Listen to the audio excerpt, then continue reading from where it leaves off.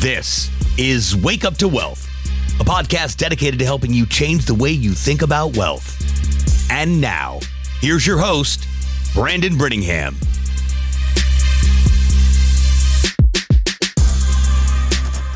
All right, what's up, everybody? We are in the Wake Up to Wealth studio today, and I've got a really special guest, also a very interesting guest. And, it's just funny how the world works. You guys know I believe in law of attraction. We're sitting here talking about just a couple things and find out we both went through the same struggle of autoimmune. So it's just wild how some of that stuff happens. So today, I want to welcome a very special guest today.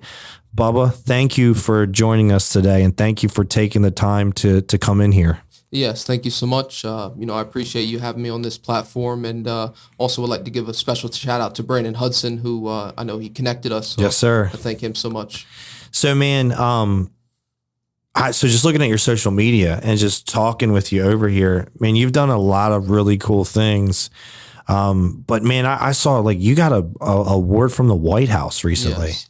Like, tell me about that. Like, how does that even happen? Like, that's, right. I mean, that's amazing. Thank you. And, so since a very young age, since a teenager, I've been, involved in the community works, volunteerism.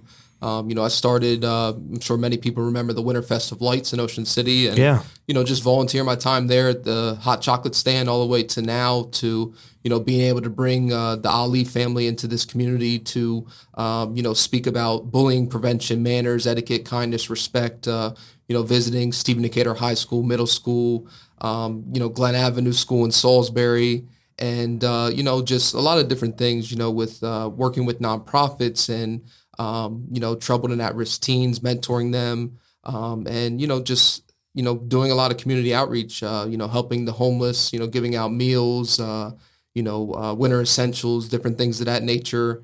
And, just being somebody, being the best leader I could be.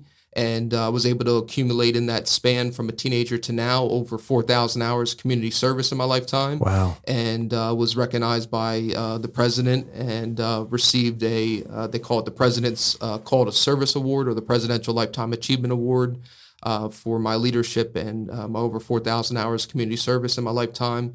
And that was in December of 2022.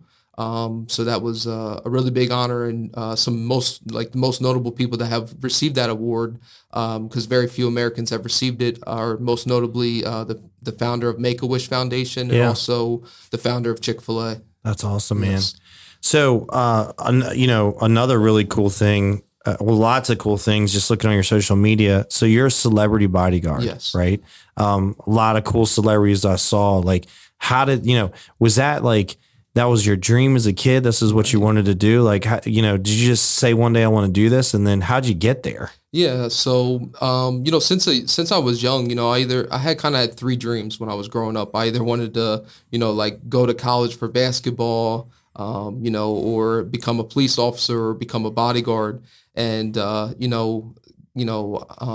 when I was younger, I started very young. It's not typical that many people start at 17. I started at age 17 in the security industry, and I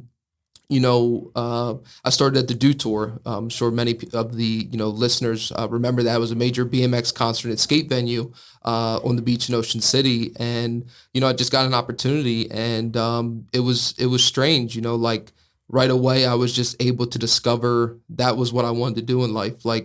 And it was early in my experience. Within the first day or two, I worked like 20 hours straight. And, I just remember my sister picking me up from there, and I just fell asleep in the backseat of her car. And, because I was so passionate about it. And, God just put something over me that, that was going to be my passion, purpose, and divine calling in life. And, when you can discover that in life, especially at a young age, it's a very beautiful and powerful thing. And, above just as important as protecting people and property, I understood at that age as well, a very mature mindset of, I can make a difference. I could show people that, oftentimes, sometimes maybe security might have an ego, but, just show people you have a heartbeat. Just humanize yourself, even if you're working in security, because, life is all about people. They won't teach us that at Harvard or anywhere fancy in life, but through everything, whether it's investors, clients, relationships and life networking, teammates, whatever that is, it's all about people, and it truly matters how you treat them. And so then my first bodyguard experience was about at 19 years old. Vinny Guadagnino from the hit show on MTV's Jersey Shore. Yeah. And I was the security manager at the Princess Bayside next to Secrets. And I just remember him like walking through our parking lot. And in my mind, I'm like, oh, wow, that's Vinny, and then I came up to him, introduced myself, and then I noticed like the lobby he was getting ready to go into in the hotel on our south building on our bayfront. It was a lot of people coming out of Secrets. And I said, hey, I have the keys. I can get you up the stairwell, get you to your room. And he appreciated that. And just off of that, every summer when he would come back to to Ocean City on vacation, him and his entourage would reach out to me to bodyguard him. And, so that was a blessing. And then a little bit after that, I found myself in the New York, New Jersey area and came across Cardi B's music producer, Swift, from Love and Hip Hop New York. And within just literally the first day I met him, within probably 10 minutes or less, he was like that he wanted me to work for him. And the first day I had already went to the mall with him to start bodyguarding him and his girlfriend. And so that was a blessing. Yeah. And then, so where did it translate from there? Like, I think I saw one of your memories, Grant Cardone at Live, Yes. A bunch of other ones I saw, like, so did it just spiral from there? You just you got into this world, and then more and more people start asking you to help them. Yes. In that industry, it's a lot about word of mouth, especially when you're around people with, large followings, influence, different things of that nature that, when you go above and beyond for them, they'll recognize it. And to tell you a little story about how I ended up working with Grant. So I reached out to him because I seen like just different opportunities that were coming up for his 10X, conferences and, things of that nature. And I had reached out and, submitted like a 60-second video about myself and what I felt the value that I could bring to him. And, it wasn't even about the money for me. It was about the opportunity. I saw, I saw the value that could, be brought to me as well, being around somebody of his caliber. And, long story short, they replied back to me like either his assistant or the COO, Sherry Hamilton. And eventually I found myself having a meeting with her, Miss Hamilton, at his offices, and I believe it's Aventura. And, came in and everything with myself and another bodyguard. And just remember, we walked into her office, as we're walking through, she just she said, everybody welcome Bubba. And, the other person I was with, everyone started clapping and just it felt very welcoming. And, we're in a career respectfully that is thankless, Yeah. we're often the times, we're the first looked at if something goes wrong, and we're the last thanked if everything goes right, respectfully. And, just sat down, had a meeting with her. And before you know it, we, I was able to be the head of security for the 10X Growth Conference while I was in Miami. I believe that was a few years back. And, it just shows when you see opportunities in life, you have to reach out, Sure. Shoot your shot. Absolutely. I'm a firm believer in stay prepared so you don't have to get prepared. Yeah. And, anytime you feel that, I pray often. So it was just in my prayer channel, something, I asked God to bless me, the opportunities there, you got to pray and go get what you prayed for, and, through that, in a few days was able to make over $12,000, with working with him and his family, was able to be around him, Elena, the children, and also was able to be around these powerhouse titans, Sure. Alex Rodriguez, people from Shark Tank, female billionaires. And you got to go to Live. Yeah. Which is a pretty cool place too. And went to Live with him and 50 Cent and, things of that nature. So it was, got to be on a yacht with him and Fat Joe and all these just different experiences. And again, because I saw an opportunity, I reached out.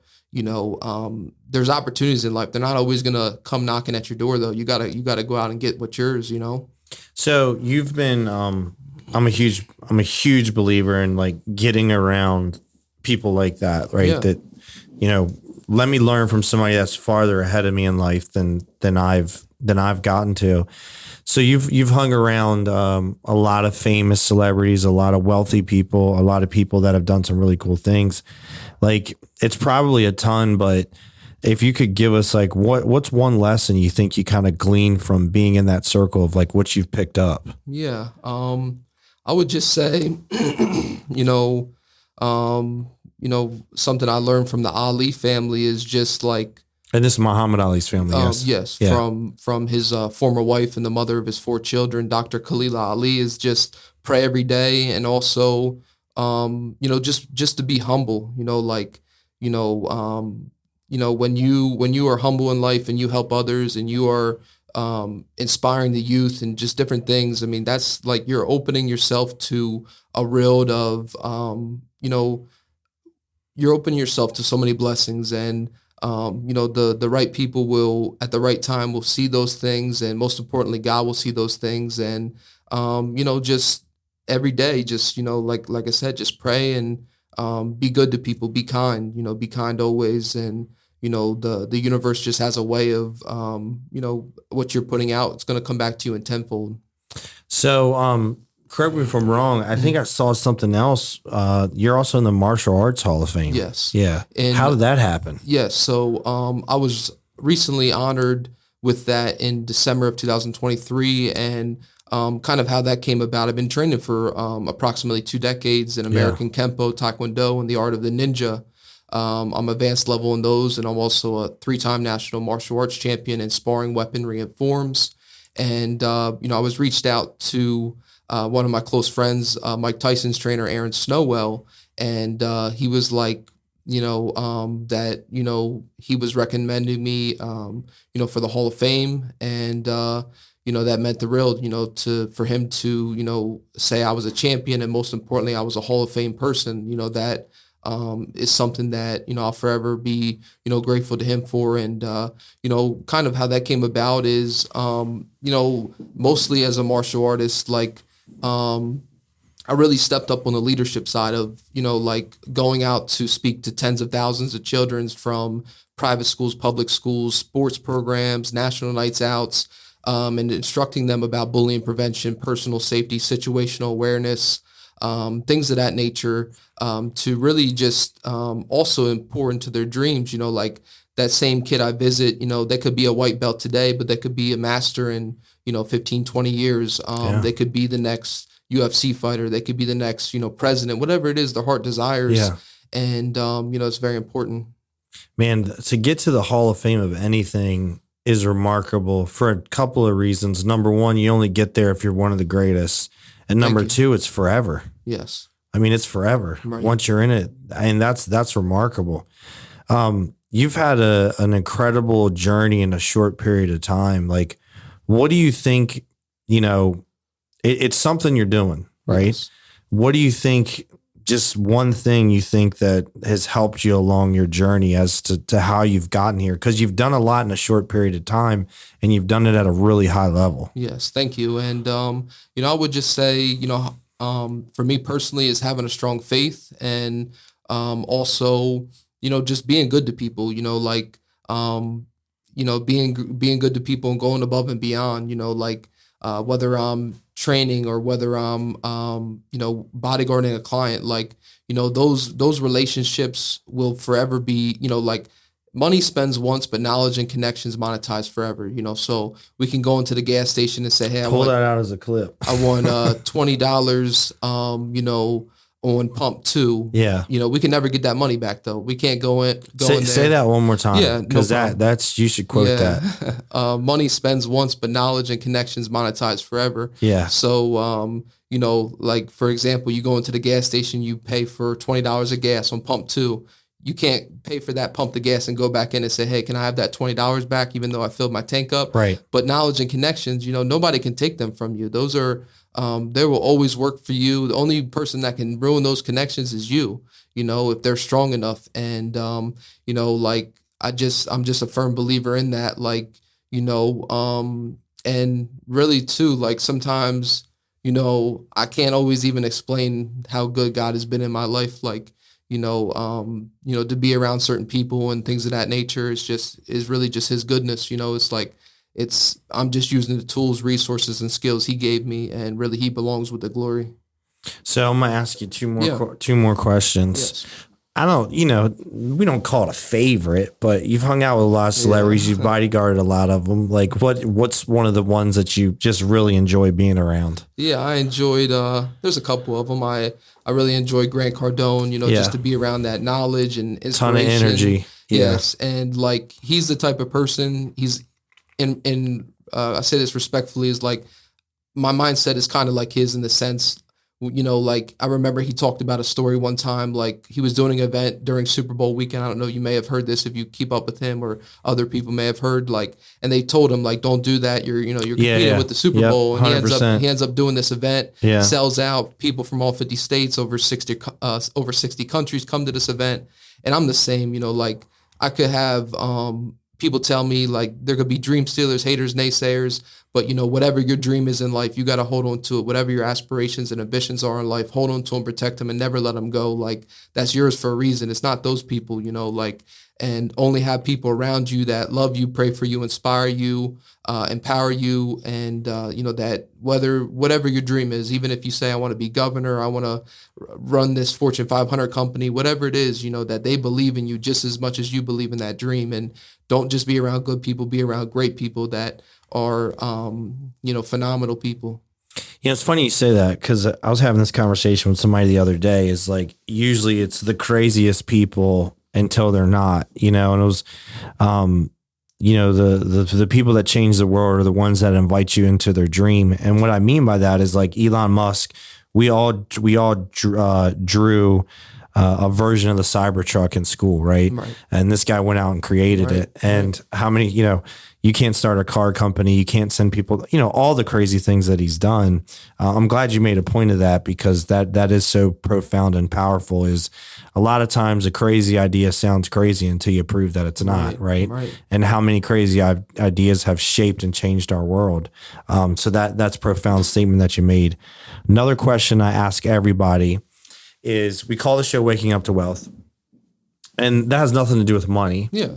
It is just, I just believe we've been taught a lot of things wrong in this world about education, what to do with money, just things of that nature. So my question that I ask every guest is, like, what does waking up to wealth mean to you? And it has nothing to do with money. It's just your version of it. Yeah.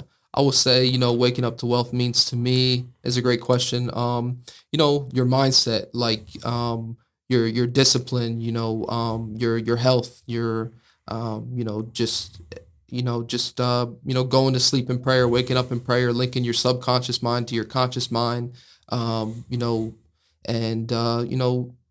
waking up to wealth is like, you're awake, and you're the type of person that you could dream a dream, you vision it, and you go after and you chase that dream, every day, no matter what cost.